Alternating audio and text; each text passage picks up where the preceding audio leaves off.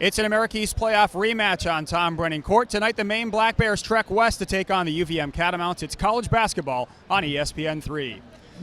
Hello and welcome to Tom Brennan Court alongside Bernie Saplicki, Alistair Ingram here with you. Bernie, these two teams getting sick of one another. They've played 3 times each of the last 2 seasons, including matchups in the America East quarters. Yes, they have played a bunch, and Vermont getting the better end of those matchups. But, Maine playing some good basketball here in the early part of the America East, looking to get to steal a victory on Tom Brennan Court this evening. Vermont has won its first 3 America East games this season. As they top the America East standings, they've won 24 conference games in a row and 18 in a row on Tom Brennan Court. For Maine, Bernie, a disappointing 1-3 record, but easily could be 3-1. They could be easily. They did beat Binghamton. They suffered a heartbreaking loss to Stony Brook, had a late lead against UMBC.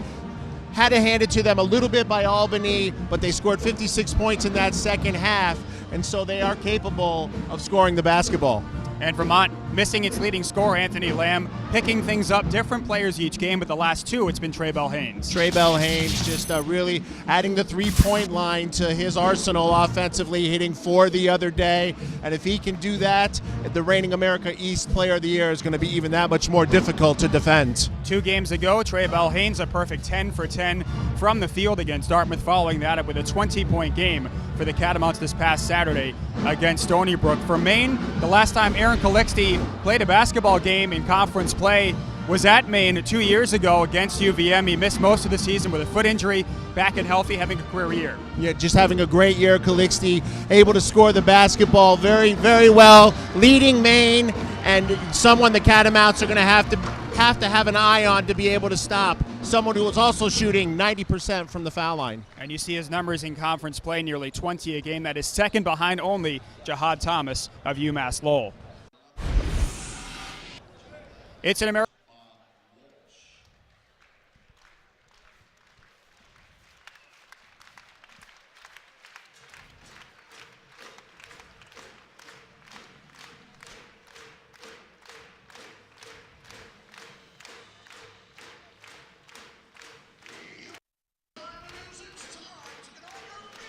As we take a look at the Maine starting lineup under 4th-year head coach Bob Walsh. And Bernie, this is a Maine team that wants to get off to a much better start tonight.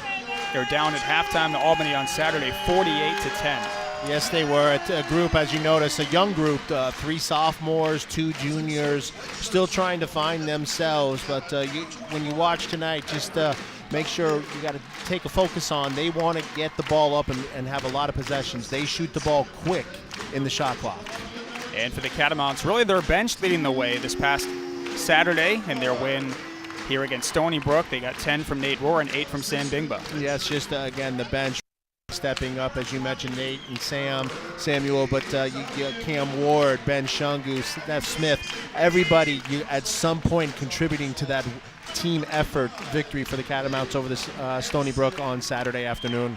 UVM has now won 6 games in a row, 18 in a row at home, 24 in a row in conference play. As you take a look at their new pregame routine, duck, duck, goose style for UVM, and more of a standard huddle for Bob Walsh. It works for you, right?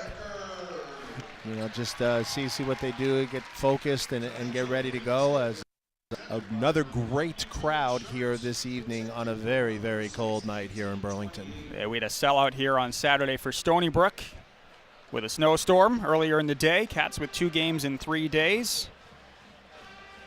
And it is the 138th all-time meeting of the series. Catamounts have won 11 games in a row. John Becker is head coach of the Catamounts. Has never lost to this Maine team at home. No, and you hope history continues, but Maine just really ready to come in, and talking to Coach Walsh before the game, just trying to get his guys to relax. They've had some tough losses, a lot of road games. You look at their schedule, so many of the opening part of their season on the road, and when you're trying to build something and you get so close, you get that extra pressure to get a big win, and he's trying to convince them there's no pressure here tonight, and there isn't on this Maine team. They just got to come out and play hard, and he loves the heat and battle, and they're ready to give Vermont everything they can. Opening tip is won back by Maine native Andrew Fleck. And we're underway in Burlington. These two teams met in last year's America East quarterfinals. They did the same thing 2 years ago. The Cats an 11-game winning streak against their rivals from Orono. Both teams coming off games on Saturday. Maine at home, a lopsided loss to Albany. And the Catamounts battle back from a slow start to beat Stony Brook at home. Ernie Duncan grabs a defensive rebound. And really both teams were trying to get off to better starts. Albany was very slow to get going against Albany. The Catamounts were down early to Stony Brook. They were, but that was because Stony Brook played so well offensively, making a lot of their shots. And then new associate head coach Kyle for the game for Vermont, he said they really wanted to go inside out first because they felt they had such a size advantage. Works right there, great pass, great finish. A lefty answer from Maine, that's Isaiah White. Transfer from UNC Asheville, and that ties the game at 2. Yeah, nice move right there again, early in the shot clock, attacking the basket and finishing at the rim.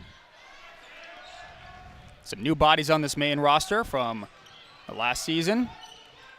Number of JUCO transfers as Duncan pulls a 3 off the front iron. Andrew Fleming grabs the rebound. More than 5 boards a game for Fleming. That's 13th in the league.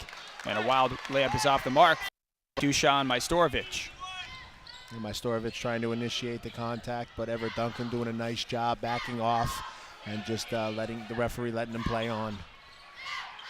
Peyton Henson from Bell Haynes, a little too short. And there's the second rebound for Then first possession, Vermont gets a layup. Next 2 possessions, settling for 3-point shots. They want to go inside out, so I think they got to be a little more selective. Those are shots that they can get deeper into the shot clock as well. Trey Bell Haynes has led the way for the Cats. 2 games with 47 points combined, 27 at Dartmouth and 20 against Stony Brook. Urquhart can't handle the feed. It's out of bounds off the Vancouver native's leg. Not much energy or emotion right now for Vermont, a little sluggish.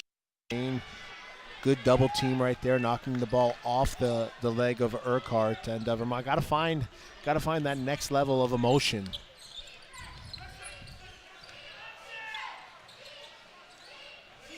Maine will play 4 of its next 5 games at home as Fleming pulls on the baseline, too short. Remember the America East All rookie team last season, and a Maine native that stayed home. They had a really good game in the America East quarterfinal last year against the Catamounts, and just a good building block to be around. Duncan's second try from 3, and both teams off to a cold start on a chilly night. Yeah, again, another great look for the Catamounts. Both Duncan's 3-pointers that he's took missed. Both been a little flat, not a lot of arc on it. Might need a more leg. Off the ball, the foul on Fleming as he took down Ernie Duncan. There's the first foul on either team. And that's one of the things I think that has been really underrated about Ernie Duncan this year is his defense, especially in the America East, the way he handled Lyles and the way he chases, shooters and just does what he's supposed to do in terms of following the game plan. It's just something that flies under the radar because of all the success and how good he is offensively, but he's just such a complete basketball player. Able to hold Jairus Lyles, the conference's leading scorer, under 10 points a few Saturdays ago, which not many players can do. Teams have combined 2 of 9 shooting in the early going as Henson attacked it, no. Rebound Urquhart, no. Third chance goes. But again, there's the size advantage. Henson with a nice strong move, a couple of tips, easy layup. Aaron Calixte up and under, and a first look at the talented redshirt junior from Louisville, leading scorer for Maine. And quick into the shot clock, bringing it up off the high screen and roll, attacking the basket, just like on their other made field goal early in the shot clock. So that initial rush, the Catamounts have to stop. And Calixte's got to have a big night if Maine has a chance. No question about that. Scores 20 a game in league play through 4 games. Cats will keep it with 9 seconds to shoot as we get a stoppage at Patrick Gym. So both teams only with 2 field goals in a low-scoring affair. It's 4-4. That's it.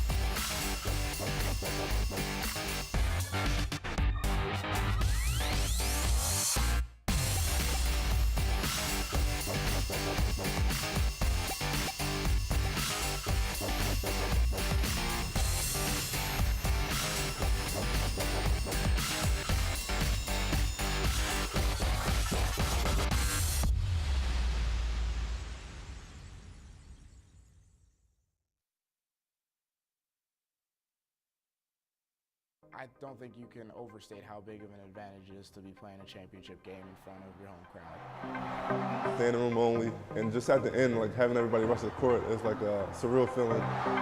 Obviously that shot, has been a big part of this program's history, and they did a lot of winning here, and that's why I came here. We had that opportunity, just got to take it. Just to go out as a winner. Cut down the nets at home. Win at home, win it all. Our house rules. Our house rules. Our house rules. I don't think you can overstate. Welcome back to Burlington. Alistair Ingram, Bernie Saplicki here with you. 4-4. Low-scoring affair early in this one through 4 minutes of play as the Cats try and make it 7 wins in a row and 12 in a row against Maine. Both these teams coming off kind of different performances this past weekend. The Cats rebounded from a slow start to beat Stony Brook, and Maine, after 3 very competitive conference games, got blown out by Albany. Yes, and that's the one puzzling thing about Maine. They scored 10 points in the first half against Albany, but then put up a 56. I don't in the second half. Trey Bell-Haynes gets it stuck in the rim. But that should be a reset, right? Because the ball was in the rim. Okay.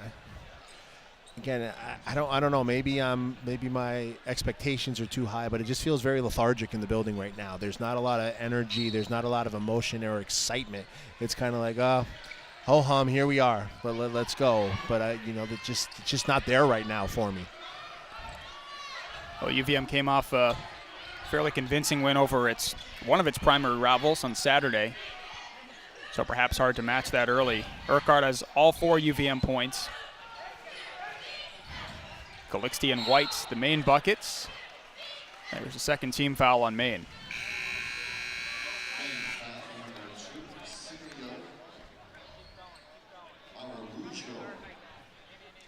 Right there again, dribble penetration as Trey Bell-Haynes trying to get to the rim. But the hand check was called, and again, just looking for a spark. Need a spark. Need some energy. Need some energy here in the building as the Catamounts are going to be gone for 5 of their next 6 conference games. So really want to leave a great impression. Urquhart made a nice move to get to the basket, but came up short. Yeah, just below the rim. Great move, but below the rim. White rises and 1. Fouls on Urquhart, and Maine has its first lead. And in transition, getting to the rim with 11 seconds gone on the shot clock. Dribble penetration, kick out to White. Along the baseline, finds him, just splits the defense. Drew Urquhart, the help defense was late, and White gets to the line. Only averaging nine points a game this season. Has 4 already. Can't convert the 3-point play though. 12 of 19 foul shooting this year. Maine's first lead is 2. Nate Ward just outside the block. He and Cam Ward into the game off the UVM bench, which was stellar against Stony Brook on Saturday. Bell-Haynes gets around Calixte, lays down to Urquhart, and free throws upcoming. That is what Trey Bell-Haynes does best. Again, the inside-out dribble, just in the middle of the lane, getting everybody to elevate, drops it off perfectly for Drew Urquhart, goes for the dunk, but White says, no, earn him at the line. Third team foul on Maine on 3 different players. Urquhart, 75% foul shooter on the season. And Drew had a bit of a quiet afternoon on Saturday, so nice to see him come out strong tonight. It is. You look at the last couple of games, against Dartmouth and Stony Brook, Urquhart in foul trouble and found himself, more on the sideline than on the court, which isn't good for Vermont. But, again, the bench stepped up. But all in all, you want Drew on the floor for sure, as he has all 6 of the Catamount points. And 6-6 the score. Calixte goes to work. Off the window, too strong from Urquhart. Real good on the ball defense right there by Vermont, as Maine will look to go a lot of one-on-one in the half court. Urquhart and Mix Anthems into the game, 2 European players from Maine. Bell-Haynes spins away from pressure, goes up and under, and 1. What a move. a ridiculous display of athleticism by Trey Bell-Haynes right there. A potential turnover. One of the reasons why you never want to save the ball under your own basket because you don't know where it's going. It goes into the hands of Trey Bell-Haynes. The up, the under, the hoop, the harm to the line for one. Well, Bell-Haynes has been spectacular offensively of late. 47 points his last 2 games coming in. Had a 10-for-10 field goal game last Wednesday against Dartmouth. One shy of a school record. Trying to put his team up by 3 and able to do so. One of the most efficient scorers in the conference. And we saw on Saturday, Bernie, that maybe not known for the 3-point shot, but he stepped out on Saturday against Stony Brook and knocked down 4. Yes, just again, his ability now, again, now he goes in transition, and that's unstoppable. And now if he can make 3-point shots, it's just amazing. And what it does is it helps. Vermont is now in the top 20 in points per possession. The new matrix that is measured across college basketball. When you get the ball, it's either a turnover, a made basket, or a made free throw. And they're in the top 20 in the country. And a lot of it is because of what Trey Bell-Haynes can do, not only scoring, but distributing. 8 seconds for Maine to shoot. Trey Bell-Haynes, Drew Urquhart have combined for 11 points. Maine with just 6 as Calixte off the mark from 3. Steph Smith grabs the board. Great blockouts by the Catamounts, forcing a tough shot. All whites putting a body on their man and getting only one opportunity to the Black Bears. Catamounts 0 for 4 from 3 as Trey Bell-Haynes missed his first attempt from long range tonight. 5-point lead, 13 to go in the first half. Rematch of the last 2 Americas quarterfinals. The baby hook, no good from Anthems. Really good defense. Again, they stopped that initial wave in transition, and then when they've made that stop, Maine hasn't been able to score. That'll be team foul number 5 on the Black Bears. As Peyton Henson draws it. Again, that's where Peyton Henson, his skill set to be that face-up 4 or 5 and be able to take his defender off the dribble makes him so tough to match up against. Henson just over 70% foul shooter this season as Ernie Duncan and Sam Dingba check into the game for Bell-Haynes and Roar. Peyton Henson averaging 15 a game in the 5 games minus Anthony Lamb, who's out another 6 weeks or so with a fractured foot. He was averaging 16 and 6 at the time of the injury. Now the Catamounts now, Bernie, on a 9-0 run. Yes, and again, it's been spearheaded by the defense, against the initial push of Maine and locking up in the backcourt and blocking out as Maine doesn't have an offensive rebound yet, and they're 3 of 11 from the field. Shot is altered and blocked by Peyton Henson. We've seen the last couple of home games for UVM. Their defense has been a little lackluster this season, but against UMBC, a dynamic offensive team, and Stony Brook, a very athletic team, the Cats have done an outstanding job on the defensive end. They have, minus, again, the first 8 minutes against Stony Brook because Stony Brook was so good offensively. Vermont's defense has found another level that Coach Becker's been looking for. There have been times for UVM where that's all they've practiced. The offense has, for the most part this season, been fine, even without Lamb. The defense was a point of contention. As the Black Bears knock down a triple, it's a 4-point game.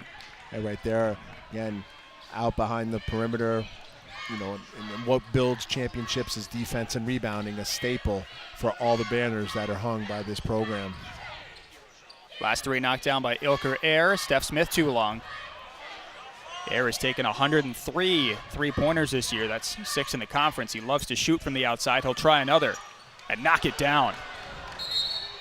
Forces Coach Becker to take a timeout, like you said, as someone who can, step out and knock down 3-point shots. He's hit 22 on the season. He knocks down that triple to cut the Catamount lead to 1 when we come back.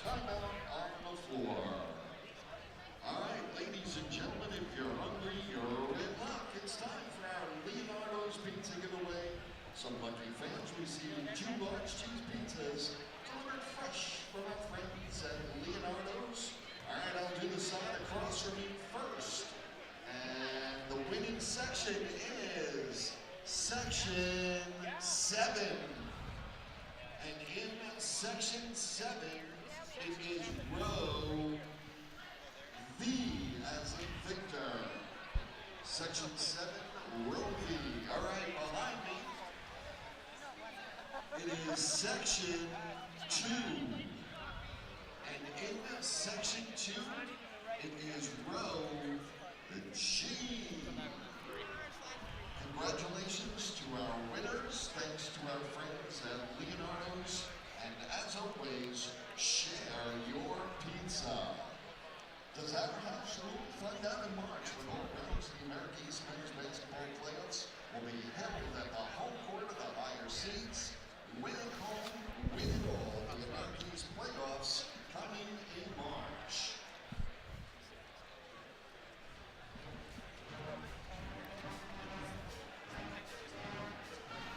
It's like we said the other day, you're making 3-point shots, you don't make your free throws.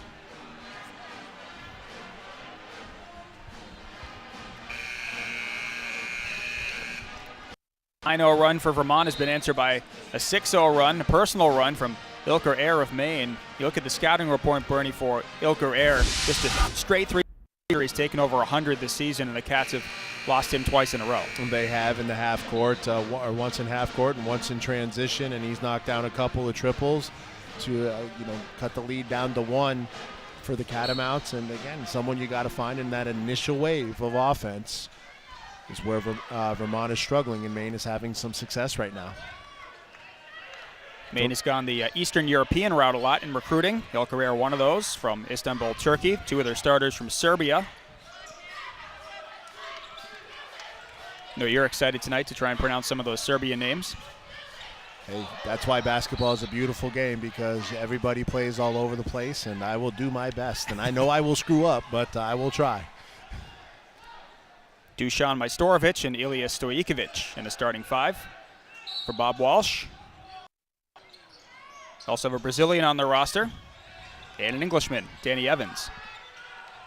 Henson with a step back, high in the air, too short.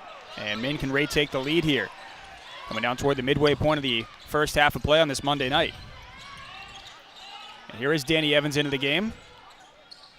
Sophomore from Leeds, England. Played at Phillips Andover in his prep year down in Massachusetts. Calixte skips to the corner, extra pass to Evans. Defensive board for Henson.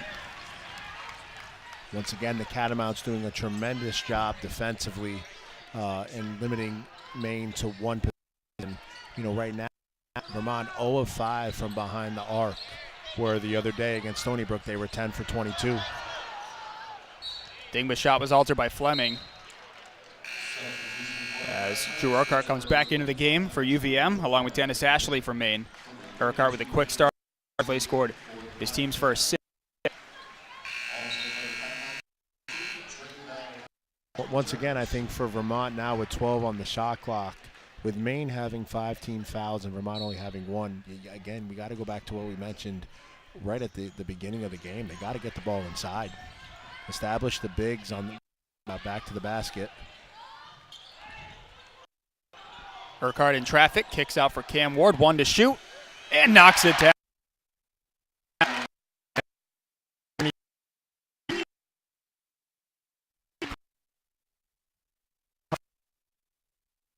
Throws it in, gets the 3 to go down.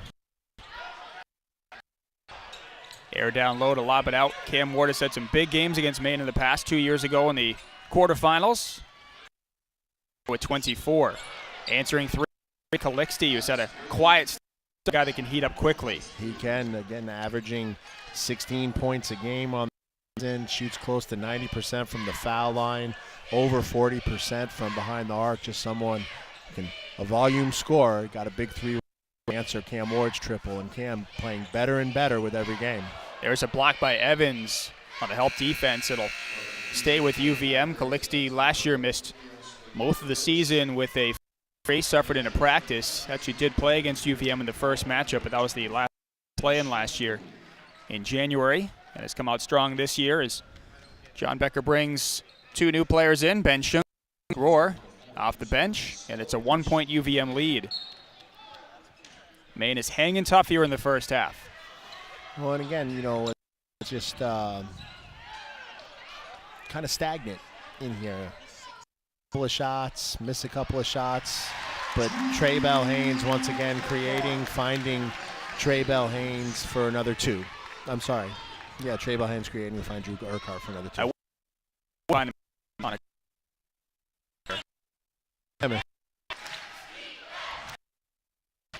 Things being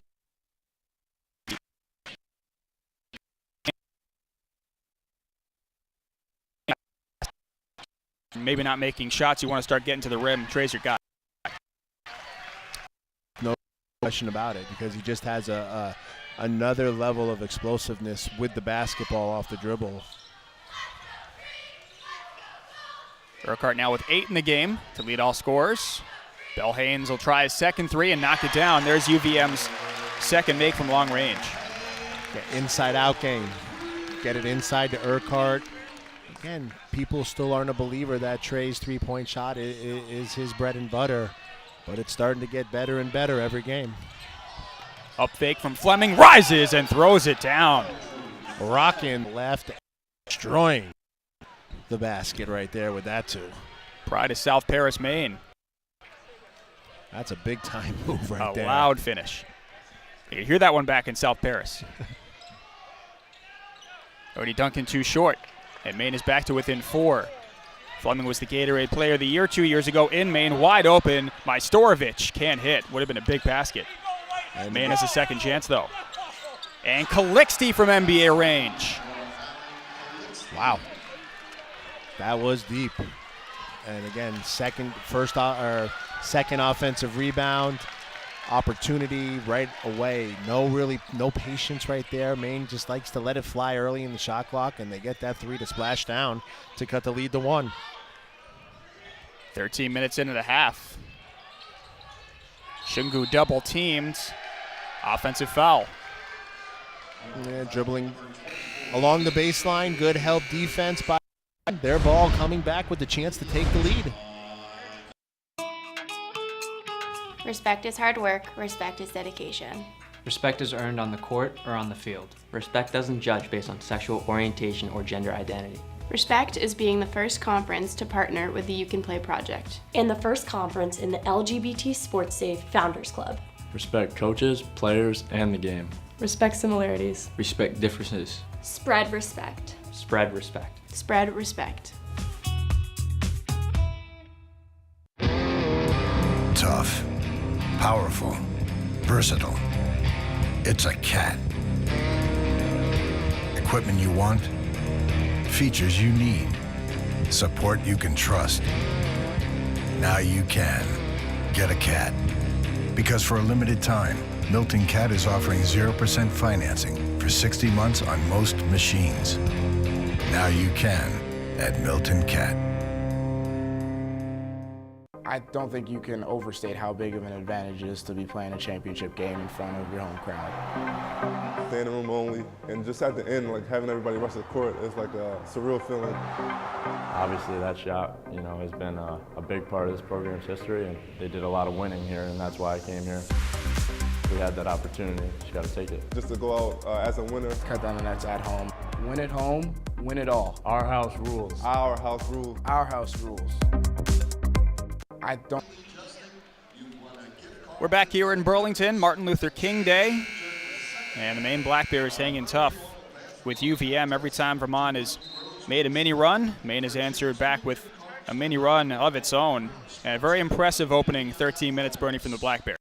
It has been, again, not backing down from this Catamount squad. Just 4 of 9 from behind the arc, attacking the rim and getting some easy baskets, and just playing loose, and that's great for Maine, but a little unnerving if you're a Catamount fan, as they just seem a half a step behind they normally are at in terms from an intensity level. So a huge ending to the first half here for both teams. Baseline teardrop from Urquhart, air too short. He's knocked down a couple of threes so far. Before the break, it was Aaron Calixte with an NBA range 3 to make it a 1-point game. 6.5 to go in the first. All-time matchup number 130 between the two rivals. Vermont has won the last 11. I think Maine is winning the season, the series overall. They are. Only team in the America East Vermont is not ahead of. 70-67 all-time as Air gets double team, no. And the rebound is tipped to Duncan by Urquhart. Letting them play right there. That's for sure. A lot of hands, a lot of grabbing. Vermont comes up with the ball. Maine's last win in Vermont was 7 years ago, back in 2011. Urquhart finishes and the foul. Once again, the high-low, inside out, just making it simple, establishing the inside game. Urquhart, again, having his way on the interior on the offensive end. So just, again, something we talked about that Vermont has to do and just really needs to reestablish it. And you kind of got to grind this one. You know, it's explosive, taking a lot of twos. You got to protect the three-point line, rebound like you've been doing, and then get the ball inside. Not glorious, but an effective basketball game. Well, you look at Maine as Urquhart misses the M1. Not a very good offensive team, but they're second in the league defensively in terms of opponent shooting and against the three. So they can keep things tight for sure, and they've played a lot of close games this year. Again, we talked about it in the open. They're 1-3 in the league, but different plays go their way, and they could be 3-1. Easily. You know, that loss at Stony Brook was gut-wrenching. UMBC, they had a lead late, but, you know, just couldn't get that done. And just it's hard to learn how to win. Urquhart to the ground to keep possession. Midway through the shot clock as Henson leans, can't finish, gets fouled, and that's number 7. And great hustle from Urquhart to keep that play alive. Right now, you know, again, the 7th team foul, so Vermont just has to really be aggressive and get to the foul line and take advantage of the opportunities they'll have and doing a really nice job defensively as they've only committed 2 team fouls. So it'll be Henson for 2. You look at Bob Walsh now in his 4th season at Maine, coming from a winning program, Rhode Island College, 9 years there, .764 winning percentage, 8 consecutive NCAA berths. You know, it's not an easy place to recruit to. It's not an easy place to win these days, but he's got his guys playing hard and playing loose, which is something he talked about pregame. Yeah, just very important as, you know, this is the 2nd year in a row he's been hit by the injury bug. His 3 starters have been out for the season. And, you know, it's just, it's time and it's hard. It really is hard. Look at how long it took Vermont to establish themselves, you know, and it's just something that people need to be patient with. There are some pieces and the fact that they play hard and they got a guy like Aaron Calixte that can control the pace of the offense and score is a great way to start. Calixte now with 10. He and Urquhart each with 10. Calixte scoring almost 20 a game in conference play. That's 2nd in the league as Bell Haynes fakes a 3. 10 seconds on the shot clock, 3-point game. Bell Haynes off a pick from Urquhart, lob, and the finish. Just great execution of pick and roll right there. Trey might have even had the chance to go all the way to the rim, but a very unselfish play, a nice catch and finish right at the rim by Urquhart, and Vermont establishing their dominance inside. Urquhart is 5 of 7 from the field so far. Bell Haynes with a pair of assists. Gets the lead back to 5. To the ground goes White. Held ball, possession favors Maine. Yeah, and Everett Duncan right there, loose ball, trying to pounce on it, forces the jump ball with 8 seconds left on the shot clock. What do you say, Everett? Sammy Dinga back into the game. Defensively, at 8 points Saturday against Stony Brook. Isaiah White will inbound. Redshirt sophomore, came to Maine from UNC Asheville.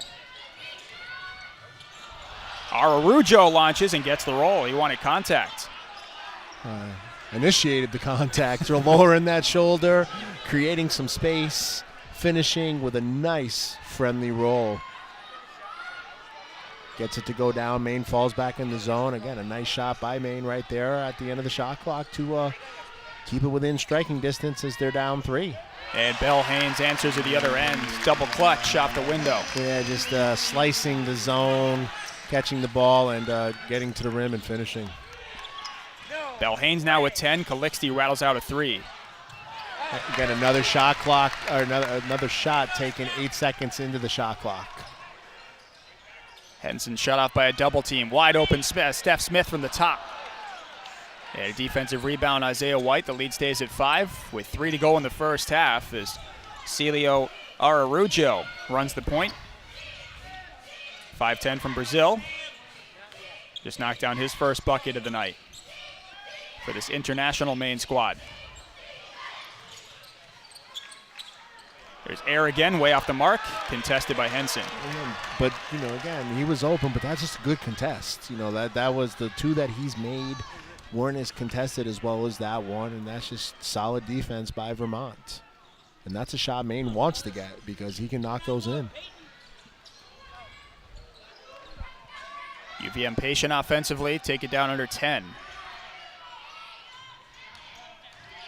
Henson spinning to his left, and a nice finish. That's just a big time move at the end of the shot clock. I mean, just on the pick and pop, getting it, a couple dribbles to your right, you spin back to the middle, soft touch, gets it to go. Catamounts up 7. Would love to see this lead balloon to double figures by half. Nice kick out from Calixte. Way off the mark is White. This is the area of the game against Stony Brook where UVM really did tend to stretch the lead. It was back and forth in the first half, and then UVM at the end of the half had a 10-point lead. They did, and just really good half-court defense right now, and that's what it is. Just limiting to one shot and not giving them anything easy. Again, the Catamounts take it down to single digits in the shot clock. Henson again to his right against Air, leans. Well defended that time by Maine. Bob Walsh wanted the shot clock to not reset, and Duncan hits a corner 3. Bob Walsh incensed. Well, what happened right there when the ball, after he shot it and missed it, the ball hit and then hit the rim. The guys flopped it into the rim, and that's why the shot clock was reset. So it'll be a timeout Maine for Bob Walsh. Unfortunate bounce there for the Black Bears, down 10.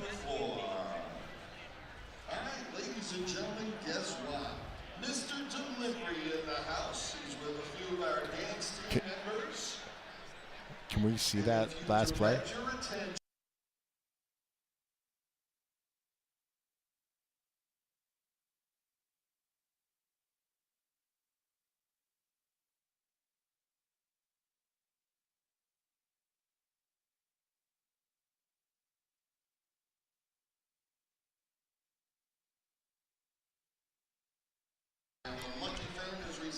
If the ball hits the rim because of the defending team, does it reset? Ball hit the rim. That's all that matters. That's what I'm going with.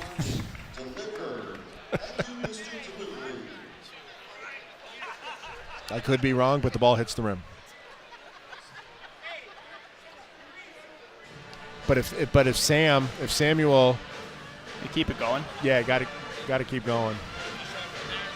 Yeah, can you just roll it though? What? Can you just roll it real quick so I can see?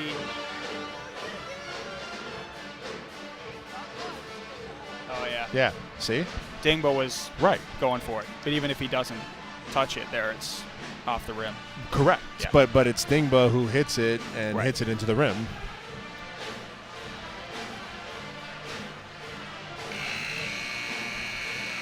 A 10-point game here in Burlington. Maine played stellar defense last possession, but Sam Dingba's hustle put the ball off the rim that reset the shot clock, gave the Cats new life, and Everett Duncan cashes in from the corner. Yeah, just, unlucky for Maine right there. Really good defense, but again, Samuel Dingba with the extra effort and the energy to deflect that ball off the rim.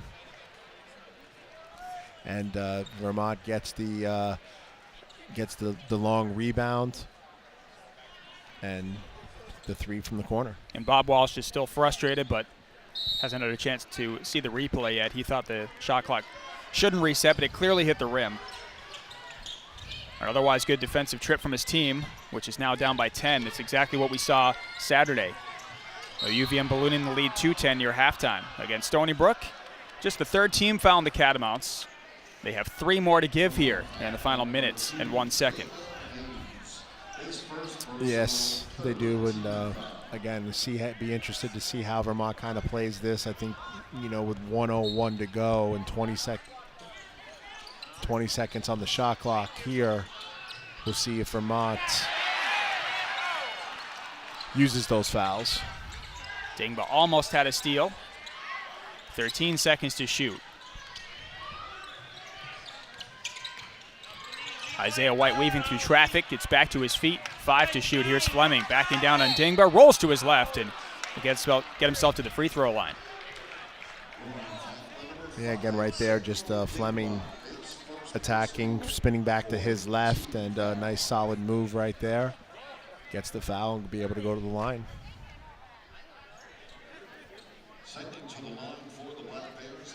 Andrew Fleming, 73% foul shooter on the year. Former Gatorade Player of the Year in Maine at Oxford Hills High School. Averaged 28 points a game his senior year. And Stojkovic and Majstorovic are back in, the 2 Serbian starters, for the final 43 seconds on defense. Fleming will try and get this lead under 10.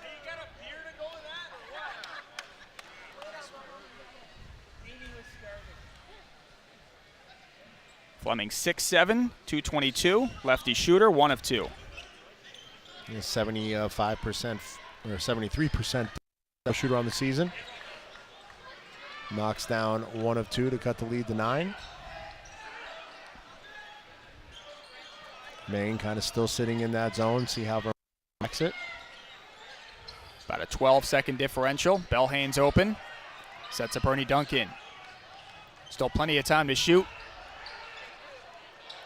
To the corner for Ernie Duncan, too short. Offensive board, and the Cats can hold for the final shot. Will do. Yeah, with 15 to go. Again, Duncan getting a good look, a little flat again on that shot, and we'll see Vermont gets the ball coming out in the second half and see if they can take the momentum into the locker room and build a double-digit lead. Duncan for a double-figure lead. Home, and the Cats lead by 12 heading into the break. Ernie Duncan answers the bell right there, knocking down his first triple of the evening. A big shot for him and his confidence, as well as for the Catamounts as they're up 12 heading into the half. Second straight game with a halftime buzzer beater for UVM, 37-25 at the break. There's just something about Vermont. It's more than green mountains and maple syrup. It's about the people. It's what makes us strong. No other company has symbolized Vermont's strength and independence more than Vermont Mutual. The only place to purchase Vermont Mutual policies is through local independent insurance agents. Vermont Mutual is the oldest insurance company in our state and also one of the highest rated in the nation. For your home, auto, and business insurance, visit Vermont Mutual online to find a local agent near you.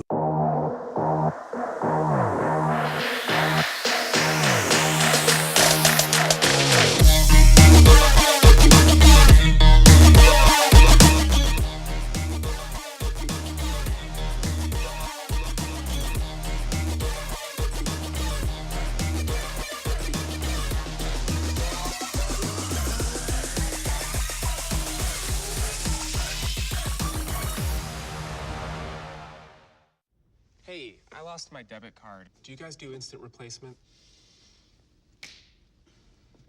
What just happened? Check your wallet.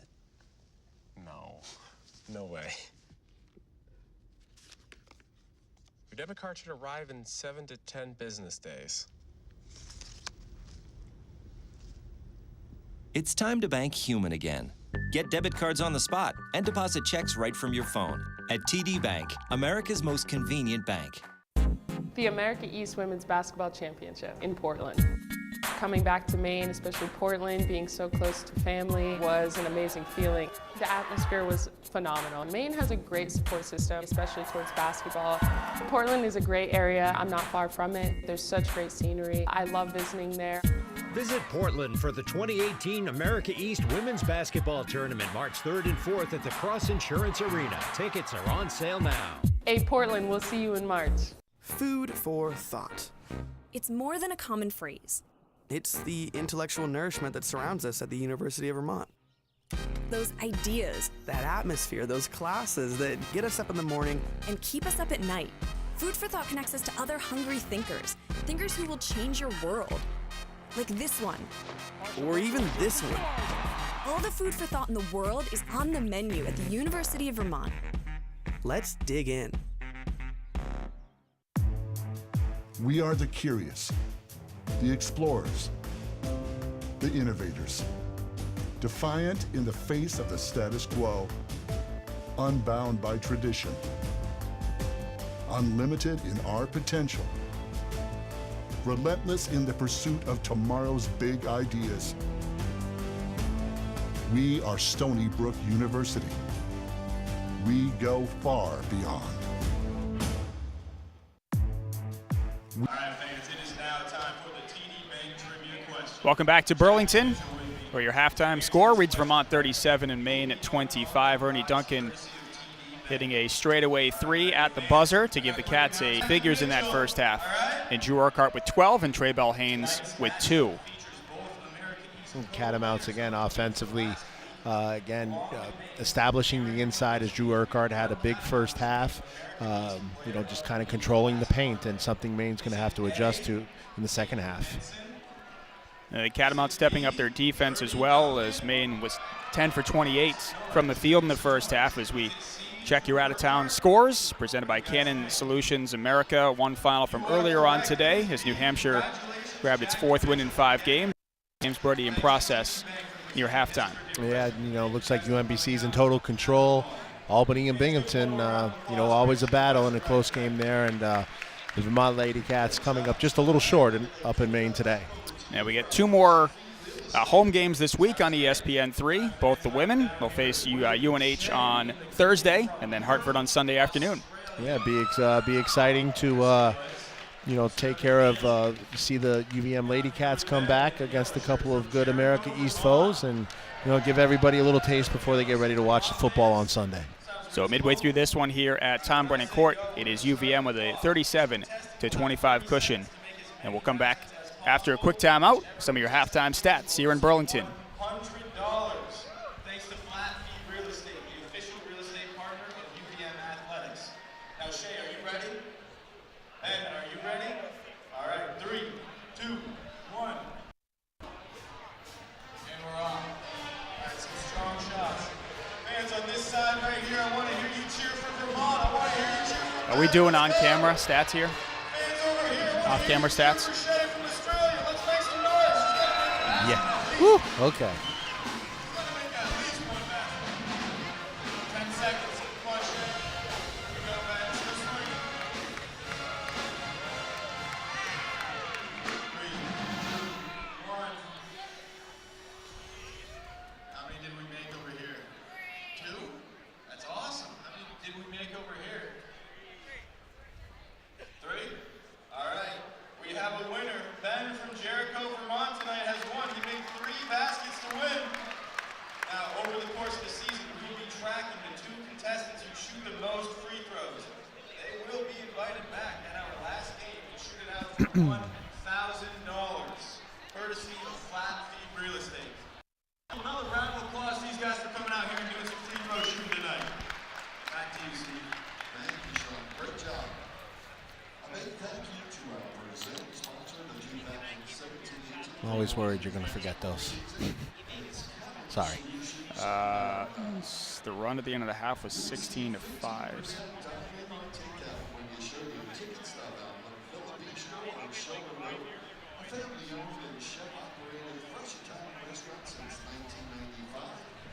Serving lunch and dinner every day.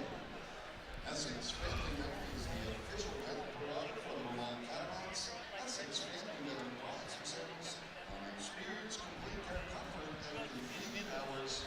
Thanks to Essex Family Dental for supporting Vermont athletics. Don't forget to How long is our next segment on air? 2 minutes.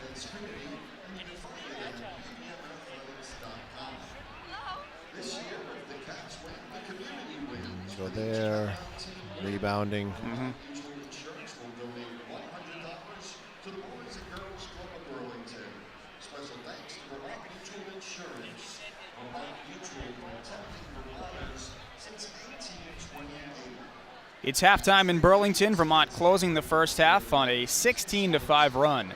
And take a 12-point lead into the break. Alistair Ingram, Bernie Saplicki back here with you at halftime. You got to give Maine a lot of credit, Bernie. They stuck right with the Catamounts throughout most of the first half, but that late run, as we saw on Saturday, making a difference. It really has. Maine really hanging around, making some shots, had it to 21-20, but Vermont just really took advantage of, only one opportunity that Maine had, because they did a really good job defensively, blocking out, rebounding, and then capitalizing on the offensive end by scoring inside. And you look at really the key figure there, rebounding, almost a 2-1 margin for the Catamounts, utilizing their size on the boards and also attacking the basket. Without question, 6 offensive rebounds, 13 second chance points, and a 13-3 margin in that second chance points category. And for the Catamounts, the leading scorers right now, you had 12. Most of those early from Urquhart and Trey Bell-Haynes, continuing to shoot well from the field, 4 of 7. And those two, 9 of 14 on the evening. Trey, 1 of 2 from 3. They're 3 of 4 from the foul line. 4 rebounds for Drew, 3 for Trey. Just again, those two leading the charge offensively inside and out. And for Maine, an impressive first half from Aaron Calixte, a guy that we expected to score. Has to have a big game for Maine to have a chance. He had 10 in the first half, including a couple of big threes. Yeah, some deep threes from MB. Has those 10 points, and someone who's going to have to put the offense for Maine on his shoulders in the second half if Maine wants to get on a little run and try to get out of here and pull off the upset on Tom Brennan Court. Again, Maine kept it close for the most part in the first half. Cats close the opening stanza with a 16-5 run. UVM's Road Ahead comes your way next on ESPN3.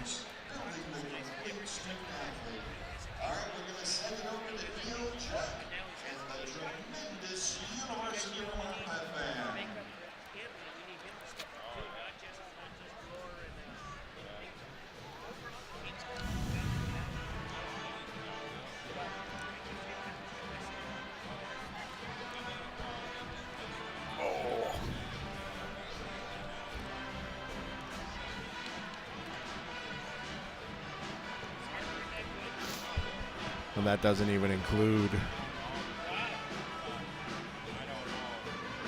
on February 8th, they're at Albany, so 5 of their 6 next are on the road. What do we say, Feb 8?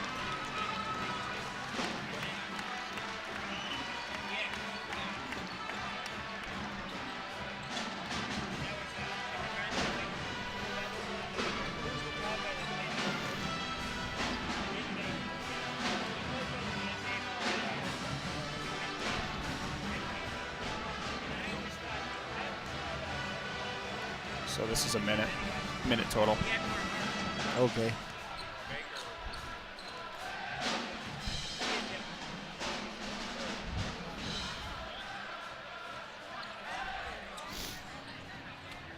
When do we come back? I think at 4. 4 to 3? 3.5. So 3.5 to 2.5, okay.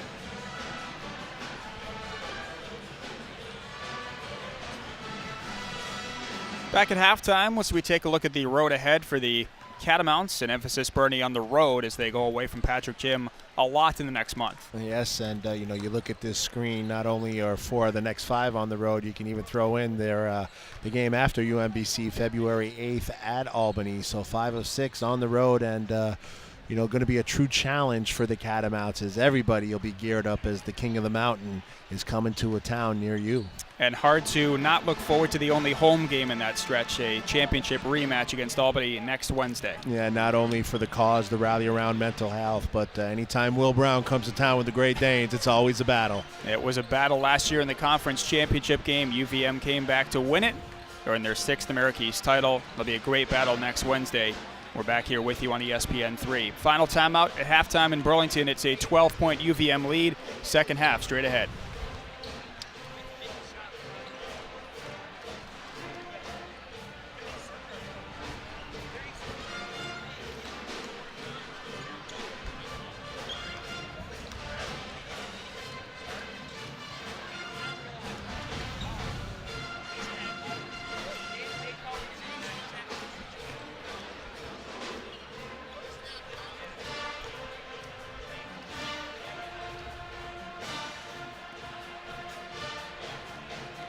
What's up, sir? How are you? What's going on? Oh, no, we're off for like 2 minutes. Yeah. Good? Yeah. I wouldn't say flawless, but pretty good. Pretty close to flawless, but yeah. What's that? We're going to buy my mom's car, I think. The car is total. So, yeah. But we're going to get a pretty good deal on my mom's car, so it's a RAV4. Yeah. I mean, it wasn't a big deal. Like, we just took Amy's car home, but her car is like on its last leg, so. Yeah, yeah. I was like literally fine. Amy was just like sore neck, sore back for a couple days, but I was totally fine. But, yeah, down, hit a tree. So it was fun. Yeah. How's the job search going? It's going. Is there a chance they bring you back if they get more work? They said I could wait until the Yeah. I know, because I think, haven't they lost clients or lost work? We got the inside scoop. Oh, yeah. Yeah. Yeah. Yeah. They're down in Miami this weekend, so they got like a nice Monday, Tuesday lunch. Oh, yeah. All right, cool, man. Good to see you. This is the 3 at the end of the half. Yeah, who was that? Max Nolan. He used to be one of our sponsorship guys. Okay. And then he right. was working at my wife's company, Fuse. Okay. But he was temp and they let him go. Well, for the second straight game, UVM making a buzzer-beating shot to close the first half. It was Nate Rohr with a dunk on Saturday against Stony Brook, this time a straightaway 3 from Ernie Duncan. Yeah, big shot for Ernie right there, who hadn't seen the bottom of the net in the first half, but solid there, and be good for his confidence to come out in the second half as the Catamounts up 12 with the ball to get started. 22 of the Catamounts, 37 from Trey Bell Haynes and Drew Urquhart in the first half. The only Black Bear in double figures, Aaron Calixte with 10. Active hands from Andrew Fleming. Cats will keep it 18 to shoot. And for Bob Walsh, you got to love what you saw from your team in the first half. He wanted them to play loose, confident, nothing to lose. And for most of that first half, they kept it very tight. And they did. They only turned the ball over once and, had some great looks. It was 21-20. But Vermont just kind of imposed their will in the last few minutes of that first half.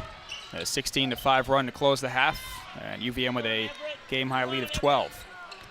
5 to shoot as Duncan drives the lane, hands it down to Urquhart, who gets fouled. That'll be on Calixte, his first. And just again, shot clock patience is just so impressive with this group. No panic. Ernie Duncan gets in the lane, finds Urquhart, and for the second time, around the rim, Maine says nothing free to send Urquhart to the line where he connects for the third or fourth time this evening. We've really seen that all night. Vermont so patient offensively, taking it under 10 on the shot clock. Meanwhile, Maine is trying to push the pace. They want to get up and down, and they've taken some shots very early in the shot clock. Yeah, a lot of their success of made field goals has been, within the first 8 to 12 seconds of the shot clock. And when they didn't do that, Vermont was very good, like they were right there, forcing a long contested three and limiting the Black Bears to only one opportunity. Urquhart with his 4th rebound to go along with 13, make it 15 points. Wonderful pass by Ernie Duncan as the veterans connect right there, thinking the high screen and roll. Urquhart slips, gets the delivery from Duncan, and finishes with his left hand at the rim. Lefty finish at the other end. That's Calixte with his first bucket of the second half. Team high 12 for the redshirt junior, originally from Louisville, Kentucky. Yeah, explosive move, nice finish with the left hand. Again, just a dynamic scorer. Big time games, the last two. 16 against Albany, career high 24 2 games ago against UMBC, but Urquhart the difference for UVM right now. Yeah, another lob that hit a bunch of hands, but Urquhart with the finish there, as he now has 18 on another pass from Trey Bell-Haynes. 2 minutes into the second half, and a 16-point UVM cushion. Teams meeting all 3 possible chances last year and the year before, with back-to-back meetings in the quarterfinals. Andrew Fleming with the right hand. A nice dynamic finish right there by Fleming. Again, an all-rookie player last year, a Gatorade Player of the Year from the state of Maine. Just a very good scorer. Can score inside and out. There'll be a kick on White. Vermont keeps the ball with 20 seconds to shoot. Catamounts play 5 of their next 6 games on the road. Maine plays 4 of its next 5 at home. In Bangor, just down the road from Orono. Trey Bell-Haynes launches a 3, getting knocked down 4 on Saturday, career high, but 1 for 3 tonight. Again, Vermont tried to establish Urquhart inside. Double team came. Bell-Haynes unable to connect on that triple. White spins on Henson. Offensive foul. And that'll be his 3rd. Good step in by Peyton Henson right there, sacrificing his body and taking the charge. Maine's 2nd team foul. And you mentioned the 5 games on the road for Vermont, and as we are now at the quarter turn here in the America East, and Vermont on pace to be 4-0, we'll have a really, really good feel as to where the Catamounts will be after the next 5 of 6. The hardest thing to do, I think, is win on the road within your conference because of the excitement, the comfort of playing at home. So Vermont will have their work cut out for them if they want to win the conference, and it'll be really important to be successful on that road trip. Thursday they go to UNH, a longtime rival. Wildcats are hot right now, 3-1 in the league. And then you go to a Hartford team on Sunday that didn't really have a lot of major expectations before the season, but they've made some eyes turn here early on in the season. Lost today, but 3-2 in the league. Yes, and again, everybody's dangerous because, especially for Vermont, everybody's going to give you their best shot because they want to knock off the champion. And so everybody, is going to bring their best game. Ernie Duncan on the backdoor feed from Henson. Everett Duncan, I should say. A great extra pass from Peyton Henson right there. Just the unselfish play of the Catamounts shining through.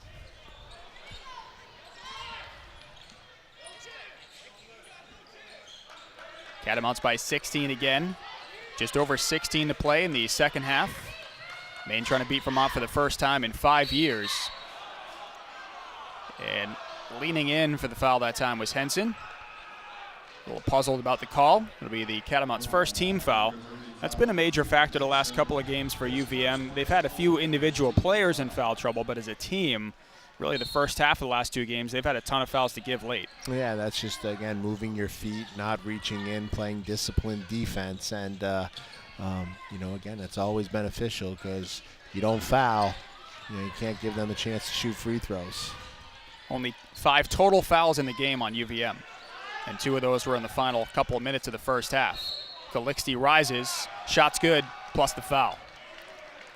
It's a nice move at the end of the shot clock. Again, Maine really likes to go and play one-on-one. Calixte taking that at the end of the shot clock, getting it up to knock it down, getting Trey Belhane's second foul. Catamounts up 14 when we return. At Trader Joe's, kids eat free when your young enthusiast wears his or her team jersey or uniform to Trader Joe's for lunch or dinner. Between now and May 12th, they'll receive a free kids meal with the purchase of an adult meal. Limited 2 kids for 1 adult meal purchase. All right, fans, it's time to fill up our fun with Urquhart. So let's send it to Sean in section 4 for the Urquhart Pass the Park contest. Sean? Hey, thanks, Steve. All right, fans, I am here in section So you're in a car accident? Yeah, right before Christmas. Same day that we closed on our condo. Okay. Where's the condo? It's off of Allen Road, South Burlington. Down Spear, like a mile. Yeah. Take a right. Between Spear and Route 7. So Overlook? Past Overlook. Okay. Yeah, like another half mile down. But we were Past Allen Road? down Allen Road. So take a right. It's Harborview Road. Okay, so take a right and then take your first right. If you take a left off Route 7 at Bond Auto, Okay. you take a left up there, and it's just up there. Okay. But yeah, it was a snowstorm right before Christmas, and driving on Swift Street, hit Yep. black ice, spun off, went down to the left on Swift Street, and then hit a tree and totaled the car. Like near Farrell Park almost. Oh, okay. You know. Okay. Oof.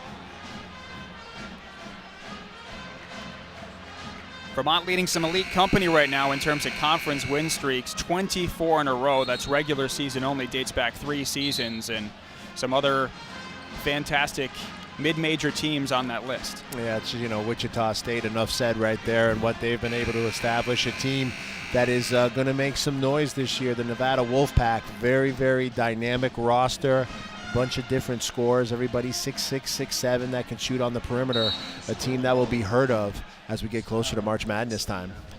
Also a couple of great mascots on that list, the Shockers and the Raging Cajuns. And the Catamounts. 3 for the price of 1 on that screen. And UVM played Nevada a couple of years ago in the postseason, the CBI. They got a taste of just how athletic that team was. Catamounts made back-to-back CBI semifinals before last year finally getting back to the NCAA tournament. Which is where all those teams on that list hope to be come March. Belhanes can't finish, but will get free throws. Wichita State, a team that not only wants to get to the tournament, but they want to be playing in early April. They do, and they have the ability to do that with their team, and someone who wants to be playing as long as he can into March. And Trey Belhanes just again making a nice move at the rim, getting the contact. Doesn't get it to go, but gets to the foul line and knocks down his free throw, where he's 2 for 2 today. That's 11 in the game for Trey Belhanes. Drew Urquhart leading all scores right now with 18. Really the only downside to Trey's performance on Saturday was at the free throw line. He hits both here, though, and he puts his team up 16 again.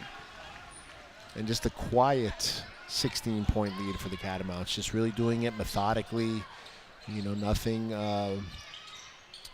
Nothing glamorous, just solid defense, good execution on offense, and rebounding.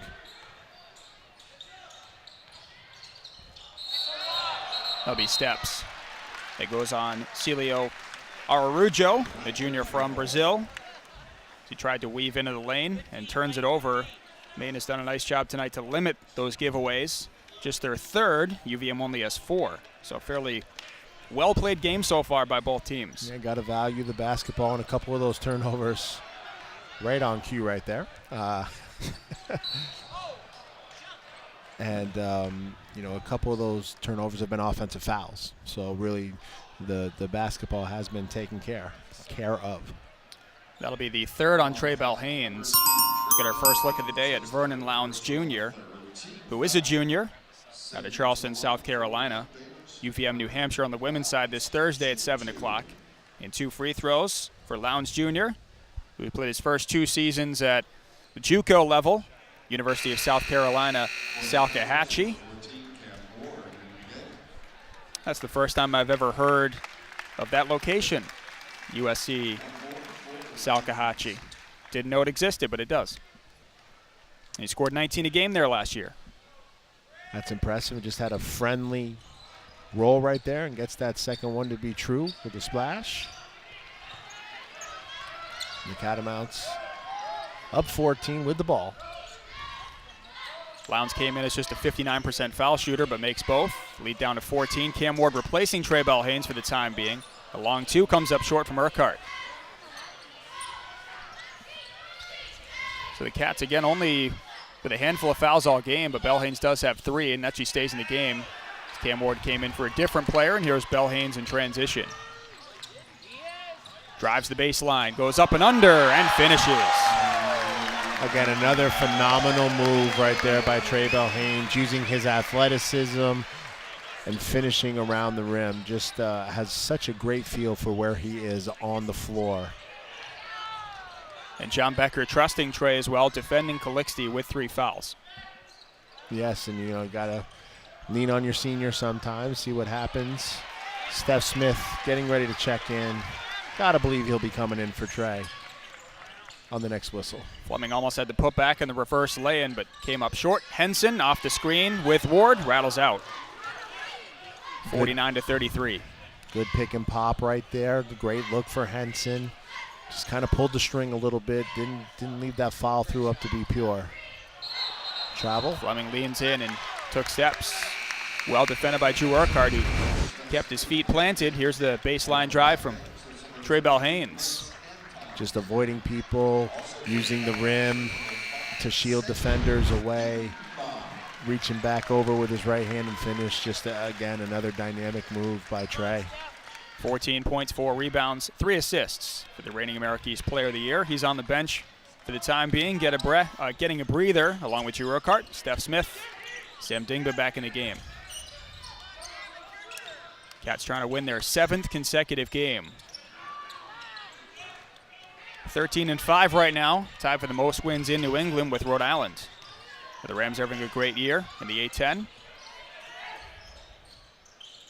10 of those wins to the Catamounts in the non-league schedule, as Air knocks down a rare 2-point bucket and a timeout Bob Walsh. Yeah, that's 8 for him right now, and with 13 minutes to go, Maine cuts the lead to 14. It'll be Vermont ball when we come back. Timeout, Maine. It's a 30-second timeout that will stretch to a full timeout. Looking to buy or sell a home? Contact Flat Feet Real Estate and the official real estate partner of UVM Athletics. Thanks to Flat Feet Real Estate. Still have the media timeout? So this will be a quick, yeah. Still have the media, so this will be a quick segment. Okay.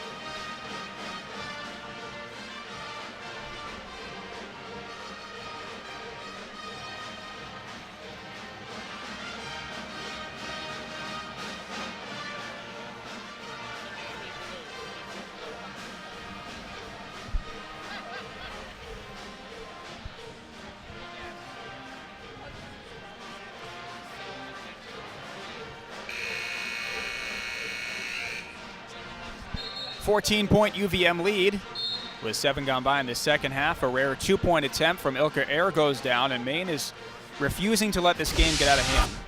No question, and that's one of the things that Coach Walsh mentioned prior to the start of the game, just how he loves this team because all they do is fight and all they do is give him everything that they can, and he really appreciates that from this group. And it's going to happen at some point, for this team.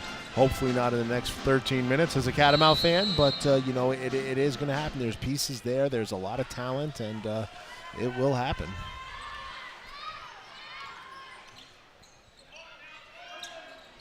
And in the opening 27 minutes of this game, as Ward is fouled from long range, it'll be 3 shots. Maine has really showed up in every conference game except for one. That was last Saturday when they got totally outplayed in the first half. Right, and that was even for 20 minutes. Right. They really struggled in the first half as Vermont running a nice set coming out of the timeout. Cam Ward gets a good look from 3 at a 4-point play the other day. Doesn't get this one to go, but it gets to the line for 3. But, you talk about Maine, that first half, they really struggled, but then they dropped 56 in the second half. And I don't care who you are, scoring 56 points in the half is a lot, and it shows that you can do that, as Ward is now 2 for 2 on the ability to try to get a hat trick. And they only scored 10 points in the entire first half. They were down 48-10 at the break. Heavily outscored Albany in the second half and ended up losing by 18, so certainly didn't give up. And they're hanging tough with UVM here tonight. Yeah, no, never. Always got to keep battling and always got to keep playing, and that's what Maine has been doing. Ward 2 for 3. Air using the window, and he's got 10. Big night for the Turkish international. Yeah, averaging 8 points a game, now in double figures. Great set by Maine right there. Good pass and nice finish. Lead to 14. Air had 23 a few games ago in Maine's only conference win. It came at Binghamton. Tight losses to both Stony Brook and UMBC in conference play, and Peyton Hensom will go to the stripe with just over 12 to go. And now, Vermont with that 16 foul on Maine will be shooting the rest of the way. Once again, the fouls really favors Vermont. And a lot of it is the inside-out plan that Vermont wanted to have on the offensive end. UVM has 7 fouls all game, 3 of those to Trey Bell-Haynes, who's on the bench right now. We're going to see Bailey Patella come into the game for John Becker. As Bob Walsh watches on in his 4th season. Former assistant at Providence College before taking the reins at Rhode Island College. So spent a lot of his coaching career down at the Ocean State. And there's Patella with his 3rd appearance of the season. An electrifying athlete that will get you up and out of your seats right away if you give him the opportunity. Henson has 8 points in the game, 6 of those at the foul line. He's only 1 of 6 from the field. And UVM's lead is back to that magic number of 16. UVM's largest, multiple 16-point cushions in the second half. Offensive foul on Maine, and that's 7. On the offensive foul, not shooting right here, but another foul against Maine. Vermont up 16 when we come back. Ladies and gentlemen, please welcome back. It's the University of Vermont cheer team.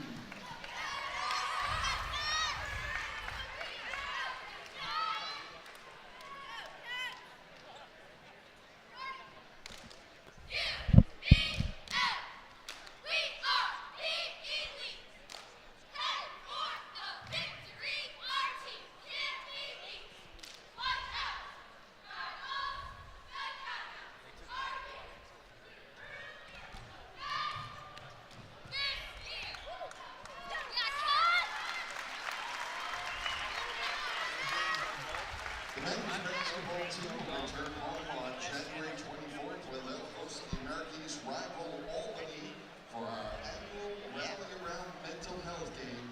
It's presented by WCAX.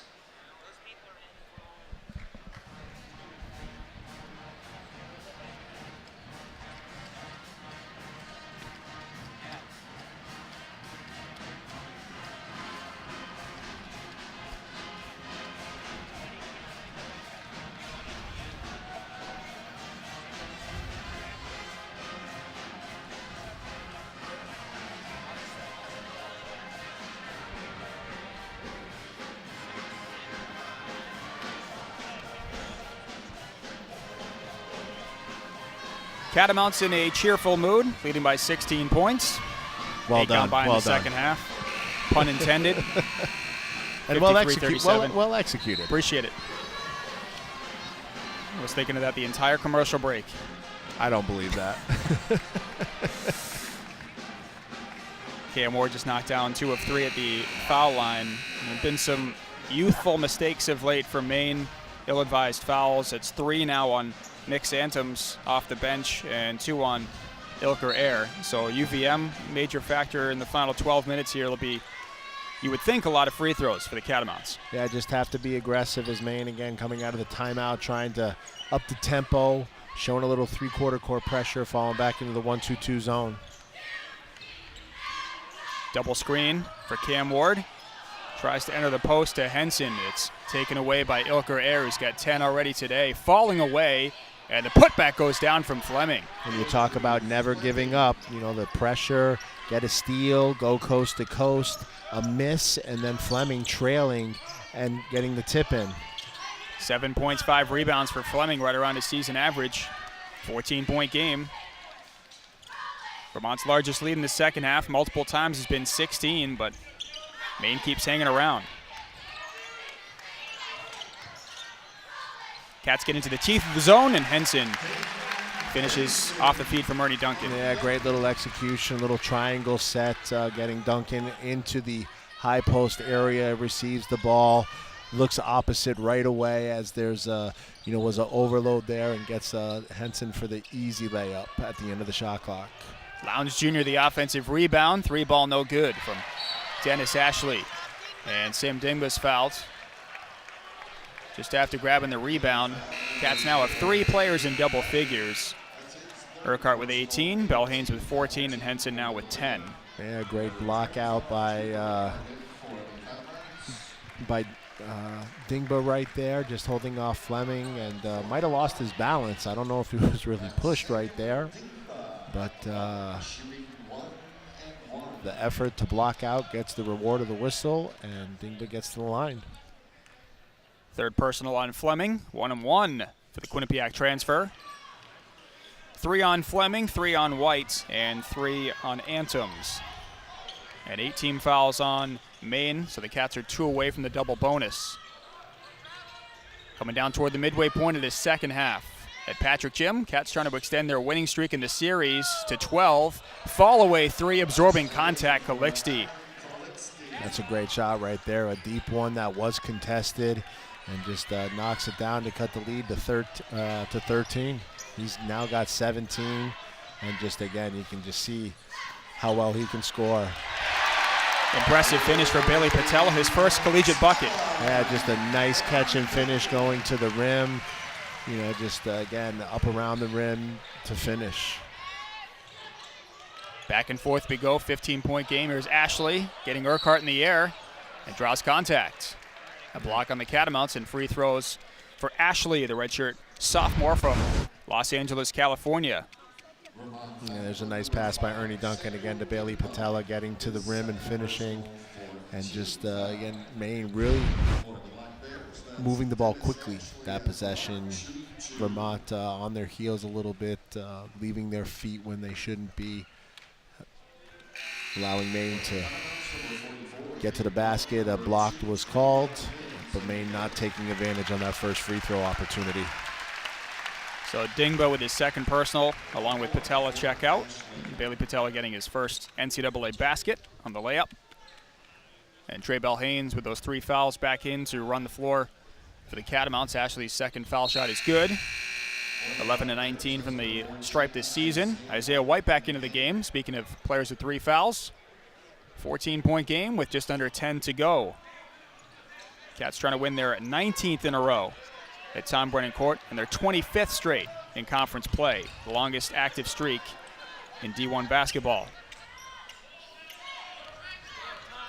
And Vermont doing a nice job not turning the ball over against the pressure, and now against this zone, they just got to get it to the middle of the floor, and something good will happen. Duncan bounces to Rohr. And that's just, you know, Ernie Duncan, he's such a good passer. He knows where everybody is. They had it was like a 1-2-2 zone, so it was a 3-on-2 on the back end where he got the ball and was able to deliver for Another layup for Vermont. And right there, people are hemming and hawing about that call. That's a foul. Not even close. It's a bit of a late call. Get it right. On the drive by Lowndes Jr. as Urquhart went up, pick up his second. That's a foul. It was interesting how the outside official made the call, not the inside one, but at least they got it right. Lowndes now 1 of 3 at the charity stripe. John Becker's team just can't get past that 16-point mark. But it's never really been in danger. No. And, it's a testament to Maine always battling, and Vermont, again, taking care of the basketball. Thankfully right there. And getting good shots offensively. It should be 1-1 again. For Trey Belhanes, Lowndes Jr. picks up his first. Ernie Duncan, by the way, with 5 assists in the game. So 1-1 for Trey Belhanes. 3 for 3 at the line tonight. Been a bit of an up and down year for TBH at the line. I'm blaming you on no that hex. one. I'm blaming Doesn't you on exist. that one. Yeah, stop it. I wasn't even near him. But he heard you say it as he was shooting. He reaches in from the steal to make up for it, though. Yes, he does. Once again, the active hands leading to Cam Ward from the corner. Yeah, just a great delivery. Cam Ward catching it in the corner, knocking it down. Back to Ernie Duncan with his 5 assists, 4 rebounds, 3 points. Doing a really good job defensively and forcing Maine to take a timeout. Second timeout of the game for Bob Walsh. 30-second timeout. And finally, UVM has the lead over 16. It's now 18 after the 3 ball from Cam Ward. He took some contact up high. He had a 4-point play here on Saturday. Took that one up by the eye. Yeah, that was a little dangerous. Yeah, that was a good one. I don't think it was intent. I think it was just flying by.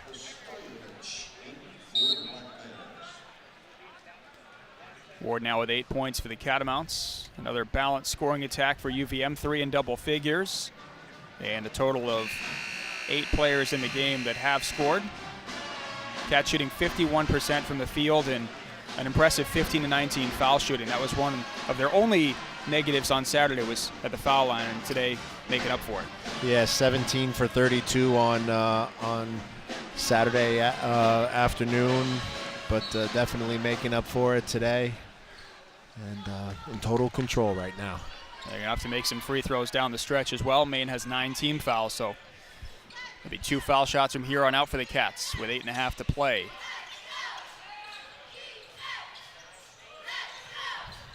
Extra pass to Air, knocks down a 3. His 3rd of the game, that's what he does best. Yeah, just can't give him that much time, but Maine really moving the ball very well right there.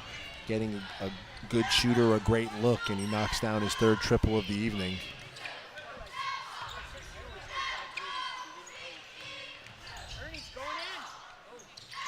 Duncan kicks to Belhanes, weaving through traffic. Foul is going to be on the floor. Belhanes wanted a continuation. And now it'll be 2 shots for Trey when we come back to Patrick Jim. 62-47, UVM on top.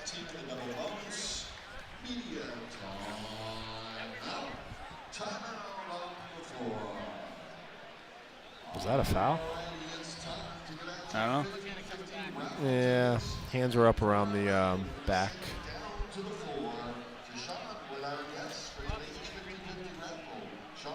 Hey, Steve.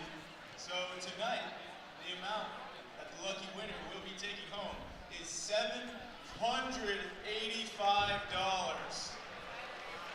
All right. I'm down here with Matt Beck and Tyler Harmon from the men's hockey team, as well as Sarah Martin from the women's soccer team, to pick the winning number.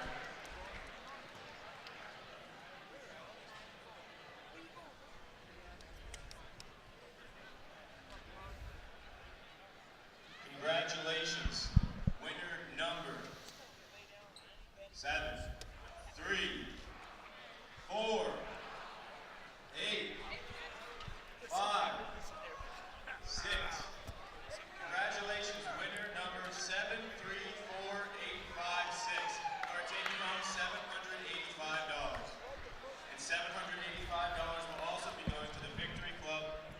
student athletes here at UVM. Thank you. Back to you. Thanks, Sean. And again, thanks for supporting Vermont Athletics to the Victory Club. We have a final in one of those other games that was not final. UNEC defeats Hartford 78-50. Get a 15-point game coming down the stretch here in Burlington. Trey Bell-Haynes will head to the foul line for a pair here. Aaron Calixte picking up his second, and UVM now in the double bonus. So free throws, if the Cats can continue to knock them down the way they have this game, should be well on their way to conference win number 4. Yes, just again doing what they have to do. 6 turnovers in 32 plus minutes is just really impressive to me, and Maine only has 6 as well, but Vermont has 14 assists on 21 made baskets. Trey Bell-Haynes getting back to the line where he's 3 of 4, and Vermont 15 of 19 on the evening. 3 of 3 before you blew the jinx. And you did it again. See? You got to de-jinx him. How do you de-jinx him? He's definitely going to miss this one. Okay. No question. All right. See what happens. He's missed his last 2. Yep. There you go. Back on track. Okay. The reverse psychology. Call it even. All right. Let's start over. Oh. Back to that magic number again, 16 for the game. Trey Bell-Haynes, one of 3 Cats in double figures, led by 18 from Drew Urquhart. And a corner 3 knocks down Dusan Majstorovic, his first bucket. Majstorovic just letting it fly from right in front of the bench, gets it to go, cuts the lead to 13. Maine continues to battle back. It's been a double-figure lead for the entire second half, but Vermont has not been able to get it into the 20 range. Catamounts will slow the pace as Bell-Haynes drives on Calixte. Cam Ward drives the lane, holds the ball in his left hip, and lays it in. That's a nice strong strong move by Cam Ward right there, going to his left, holding off the smaller defender, finishing to get to 10 points. Ward is the 4th Catamount in double figures. Air misses the 3. Isaiah White the offensive rebound. 15-point game with just under 7 to go. Long 3. That comes up way short for Majstorovic. Got 1 to go down. The second one just a little too deep. Just a 22% three-point shooter on the season. Nearly rolled down for Urquhart. And he'll get a trip to the charity stripe with 6:28 left. Right here, Trey Bell with a nice bounce pass. Urquhart takes the contact, just rolls off the rim. And now Urquhart going to the line looking for points, 19 and 20.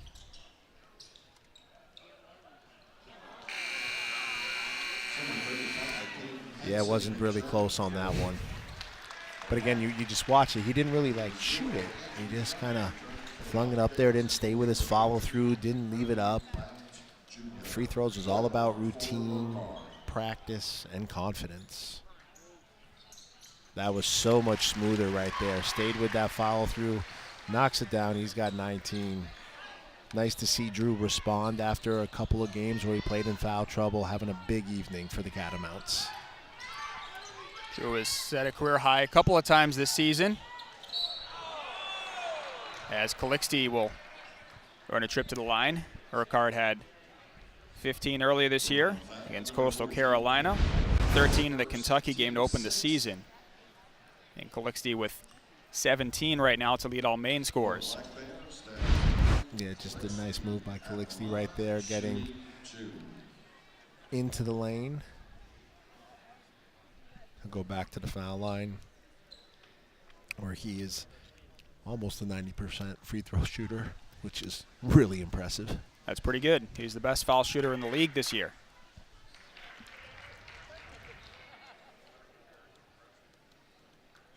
He's really stepped up his game during America East play, 20 points a game, 5 assists per game, shooting 65% from the field and 53% from 3. All those marks are top 5 in the league. Very impressive, and again, a great building block to have around. As we mentioned, Maine starting 3 sophomores, 2 juniors, so everybody's going to be coming back. So just Just got to stay the course and really believe in yourself. Again, the hardest thing to do is learn how to win. Long two from Urquhart, rolls off the rim. Calixte missed most of last season with a foot injury, suffered him in practice. And that's a block on Urquhart. His third, and Maine can get it down to a 12-point game here. They counted that basket, so it is 12, and now the chance to cut it to 11. Here's the replay. Yeah, he's outside the circle. Looked like he was established. A 50-50 call that does not go the Catamounts' way, and again, Maine. That's a tough one, full speed. Yeah, and again, it's a bang-bang play, and it's down to 12, and nice move, fundamentally sound, getting into the lane. Some people wanted to travel, not there. I think a lot of people wanted a travel or a charge. Yeah. A lot of people wanted a charge in the building. The nearly 3,000 referees in the crowd. Harris got 16. And once again, those 3,000 people not overturning that call. I've never seen that happen. All of a sudden, it's an 11-point game. Dingba the offensive rebound, and he gets fouled. Another big play from Sam Dingba. Never going to see him put up probably a 25, 30-point game, but the plays he does make in the box score usually come at key times in the game. Well, even, the play at the end of the half with the ball being tipped off the rim, to give Vermont another possession that leads to a 3-point made field goal. Knocks down that free throw to make a 12-point lead. And again, Maine just not quitting, hanging around. And, Vermont got to tighten it up a little bit in the half court defensively. Dingman now the 9th different player to score for UVM. Goes 1 for 2. Again, Maine, before that, they get the rebound. They got a chance to take it under 10, and now UVM's back up 12. Fleming's pass is out of bounds into the front row. A rare turnover tonight for Maine, just its 7th. Yeah, Vermont really taking care of the basketball. Fleming having a nice game. Got 7 points, 6 rebounds. Just really can do a lot out there. An uncharacteristic turnover by him. Just 13 combined turnovers between the two teams. Vermont will slow the pace, coming down to 5 to go. 67-55. Last year, UVM won this matchup in the quarterfinals, 86-41. Much more tight tonight. Henson, top of the key, can't get it to go, and here's Lowndes Jr. Pick and pop at the end of the shot clock. A good look for Henson. Doesn't knock it down. Maine limiting the Catamounts to 1 shot and a chance again to get it under 10 with a made 3. Lowndes goes hard to the rim, adjusted to his left, maybe didn't have to do that. Air with the putback, too short. Third chance for White, got blocked by the backboard, but Maine will reset again. The shot clock did not reset, though. Maine doesn't realize it. 3 seconds to go. Calixte from 30 feet, too short. Shot clock violation. No, that'll be a foul on Peyton Henson first. If I had to. Well, did the foul come before the shot clock expired? That's the question. Yes, it did. You say yes. Yes, I do.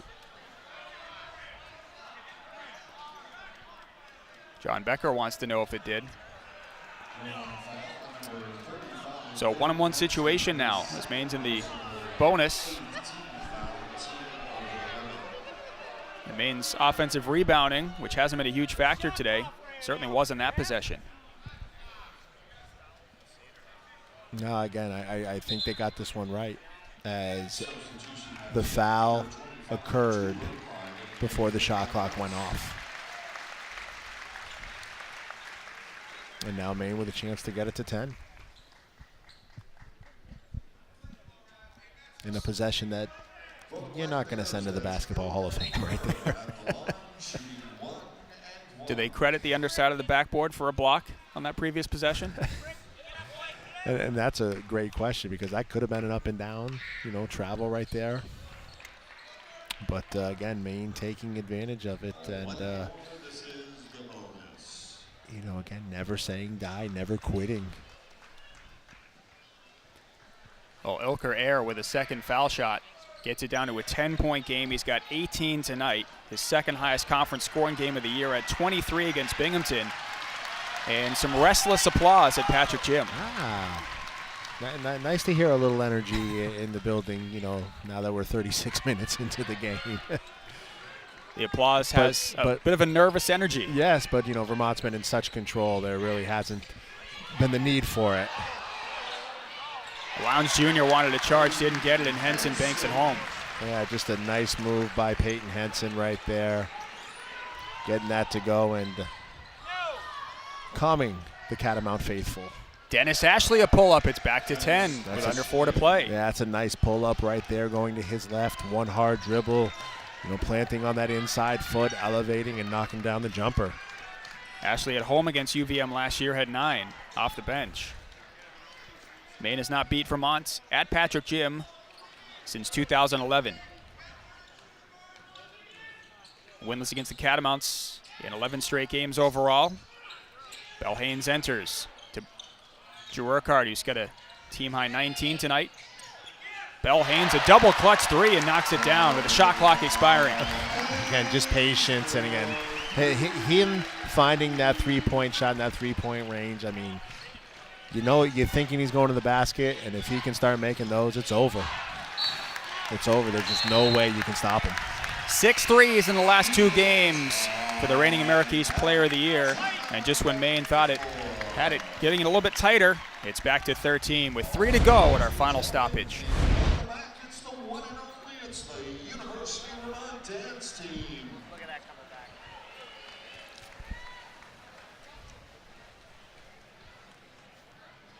Can you give me some skulls, please? You want ACC or? We can start there. Wow. Oh, and the Dukies. And then top 25. How bad did Maryland beat Michigan? Tight game. Wow.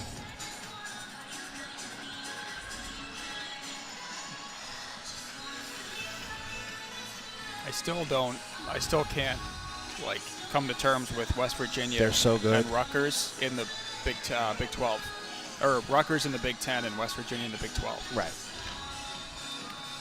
Yeah.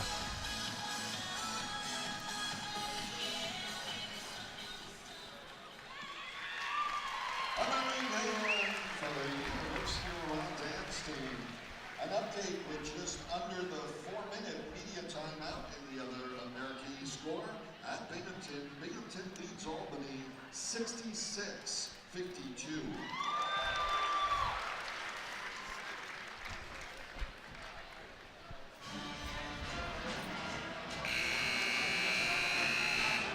13-point ball game. It was down to 10, but Trey Bell Haynes, who's started to become a 3-point threat in his last couple of games, makes a huge bucket. And not only doing that, knocking down the triple, 6 of 10 from the field, 5 rebounds, 4 assists, a couple of steals. Only 2 turnovers in 30 minutes, a 2-to-1 ratio assist to turnover. Just again playing a complete game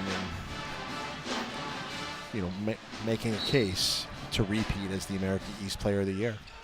And you've got to be able to do a lot of different things if you're going to win a Player of the Year award. And certainly last year, doing so with only about a 12 or 13 point per game scoring average. You don't see that many Players of the Year in any conference with that low of a scoring average, but it's a credit to his versatility. It is, because he does so much, and especially what he does at the end of the shot clock. Catamounts taken under 10, leading by 13, trying to make it 7 wins in a row. Good defense from Fleming. That'll be a kick on the Cats with 2:28 to play. Yeah, really good defense by Fleming right there on Henson. Thought, it was nice to see with a lot of contact. They still let him play on. 2 blocks in the game for Fleming, 11 on the season. Lowndes Jr., a step-back 3. It's off the side of the backboard. And it's UVM basketball with a 13-point cushion.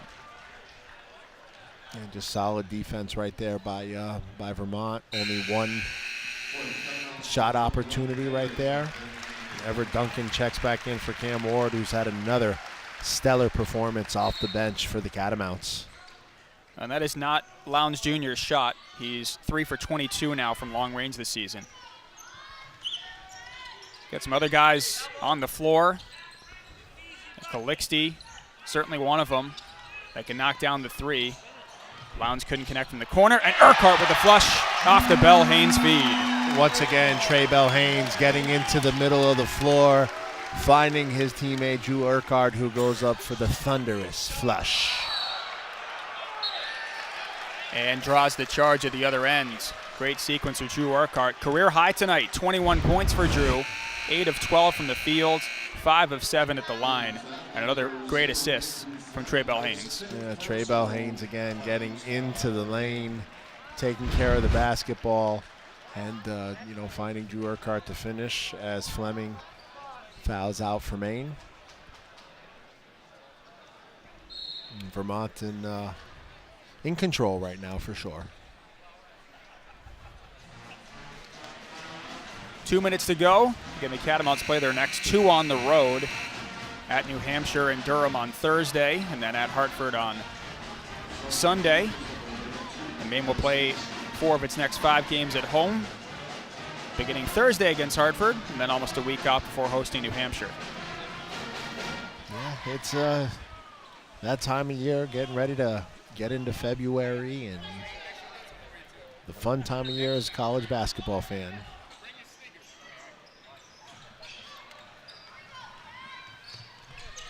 This will be UVM's 12th consecutive win in the series, dating back to 2013. Last win for Maine in the series, January 22nd of 2013 at Alphon Arena, the hockey arena. And a guy named Alistair Frazier for Maine was 2 assists shy of a triple-double. Probably would have been the first triple-double ever scored by an Alistair. You never had one? I don't think I ever had a double, let alone a double-double or a triple-double. And right there, Peyton Henson knocking down a 3. Ernie Duncan, at the end of the shot clock, finding him. Henson gets the true triple, make the lead. 18 for the Catamounts, and Ernie Duncan just stuffing the stat sheet for the Catamounts this evening. He now has a quiet day with only 3 points, 6 assists, 4 rebounds, no turnovers, and close to 30 minutes of play. Just tremendous production.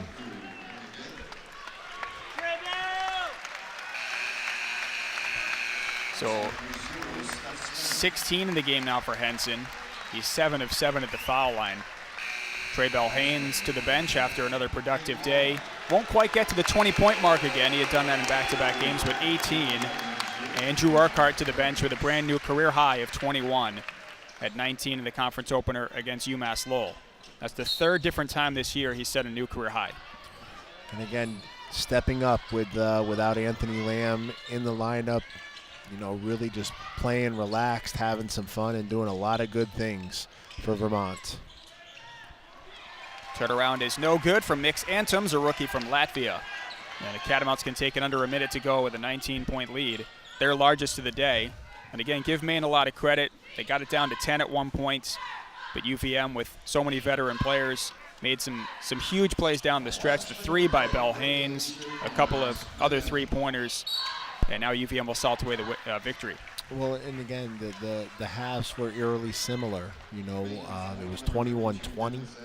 And then Vermont kind of stretched it to a 12-point lead at the end of the first half. 16-5 run. It was 18 at one point. Maine gets it down to about 11, and here we are back at back at 19. And just again, Maine not giving up, not never throwing in the towel, no sign of quitting, but Vermont just always able to keep them at arm's length. Steph Smith makes 2 of 2. He's the 10th Catamount to score tonight. 4 players in double figures. And UVM about to go 14-5.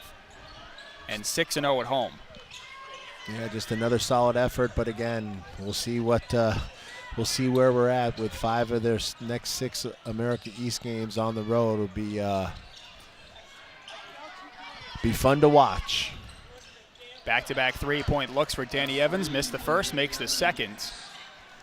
As the English international knocks down his first bucket of the game. Shot clock and game clock separated by about 3 seconds. Again, UVM on the road to play New Hampshire on Thursday. Maine is back in Bangor to host Hartford. Yeah, just again, just getting it done. Another solid victory. And Binghamton right now up 9 on Albany with 2 minutes to go. Steph Smith knocks down a three with 4 seconds to go. And it puts the exclamation points on the 25th consecutive conference win for UVM as the Cats end up winning 83-62 over the Maine Black Bears, 11 straight wins in the series. Just a solid performance by the Catamounts all the way around, taking care of business, winning by 21, and doing what you have to do as the defending America East champions. To watch this entire game on replay, as well as the other games on the family of ESPN networks, log on to watchespn.com. The Catamounts winners by 21.